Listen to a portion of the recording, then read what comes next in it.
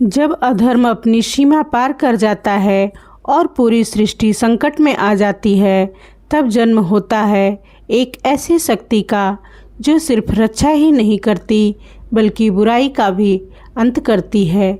आज की इस अद्भुत कथा में हम जानेंगे कि जन्म का रहस्य कैसे देवताओं की संयुक्त शक्ति से प्रकट हुई।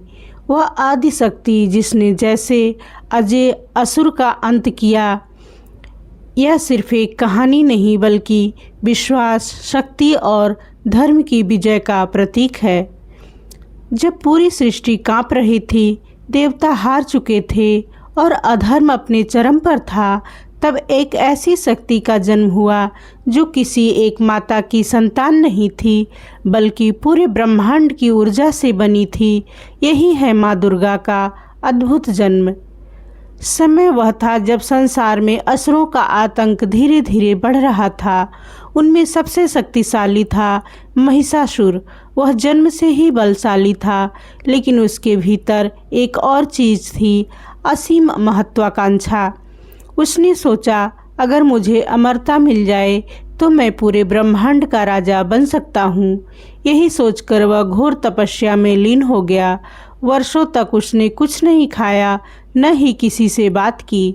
उसका शरीर सूख गया, लेकिन उसकी इच्छा और भी प्रबल हो गई।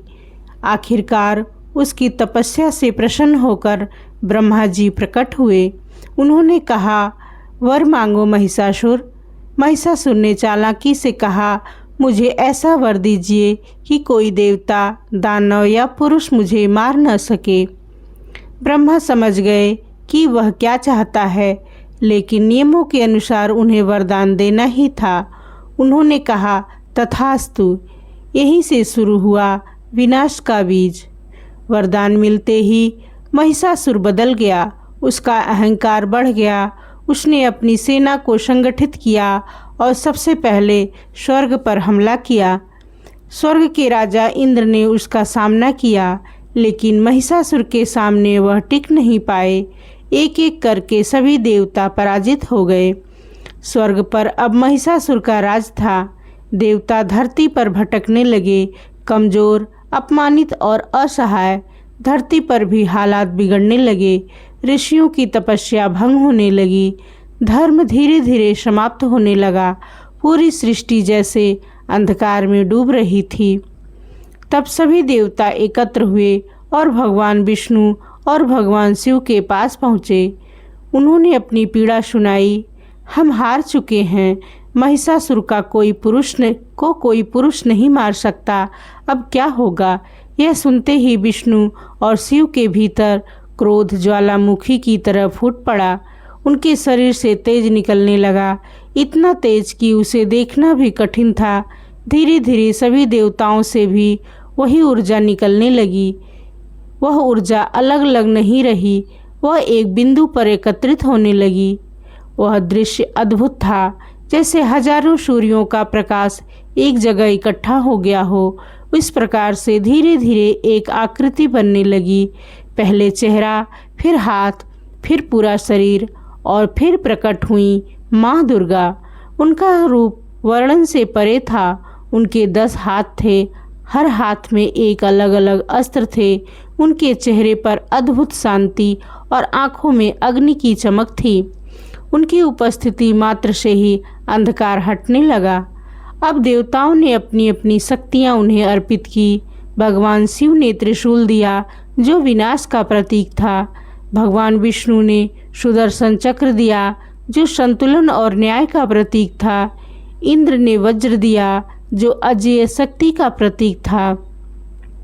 अग्नि ने अपनी ज्वाला दी, जो शुद्धि का प्रतीक थी। वायु ने वेग दिया, जो गति का प्रतीक था। हर देवता ने अपनी आत्मा का अंश माँ दुर्गा को समर्पित कर दिया। अब वह केवल एक देवी नहीं थी, वह संपूर्ण सृष्टि की शक्ति बन चुकी थी। माँ दुर्गा सिंह पर सवार हुई। उनका रूप अब और भी भव्य और भयानक हो गया था। अब उन्होंने पहली बार गर्जना की तो तीनों लोग हिल उठे। यह संकेत था युद्ध का। महिषासुर ने जब यह सुना तो वह हंस पड़ा। उसने कहा, एक स्त्री मुझे चुनौती दे रही है। उसका अहंकार उसकी सबसे बड़ी कमजोरी बन चुकी थी। युद्ध शुरू हुआ। महिषासुर ने अपनी विशाल सेना भेजी। हजारों असुर भयानक हथियारों के साथ माँ दुर्गा की ओर बढ़े, लेकिन माँ दुर्गा ने अपने हर वार से सैकड़ों असुरों को समाप्त कर दिया। उनका हर कदम बिजली की तरह तेज था। धरती कांप रही थी, आकाश में गर्जना गूंज रही थी। अब महिषासुर खुद मैदान में उतरा। उसने अपने रूप बदलना शुरू किया। कभी वह भैंसा बन जाता, कभी शेर, कभी हाथी। उसकी माया असीम थी, लेकिन माँ दुर्गा हर रूप को पहचान लेती। उन्होंने हर बार उसे पीछे धकेला। यह युद्ध 1 दिन या 2 दिन का नहीं था, यह लगातार 9 दिन का युद्ध चला। हर दिन माँ दुर्गा का एक नया रूप सामने आता, कभी शांत, कभी उग्र, कभी भयंकर। 9वें दिन युद्ध अपने चरम पर था। महिषासुर अपने असली भैंसे के रूप में आया। उसने पूरी शक्ति से आक्रमण किया। तभी माँ दुर्गा ने उसे जमीन पर गिराया, एक पैर से उसे दबाया, अपने त्रिशूल से प्रहार किया और उसका अंत कर दिया। उसकी मृत्यु के साथ ही अधर्म का अंत हुआ। तीनों लोकों में शांति लौट आई। देवताओं ने माँ दुर्गा की स्तुति की।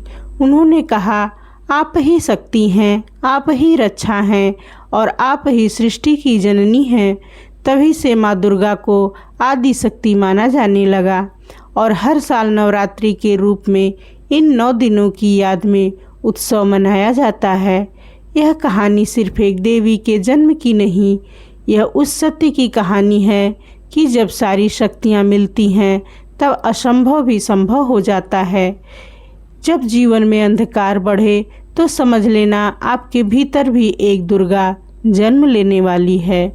तो अगर आपको यह कहानी पसंद आई हो तो वीडियो को लाइक करें, चैनल को सब्सक्राइब करें और ऐसी ही अद्भुत धार्मिक कथाओं के लिए हमारे साथ जुड़े रहें। आपकी एक छोटी सी प्रतिक्रिया हमें और बेहतर कहानियाँ लाने के लिए प्रेरित करते हैं।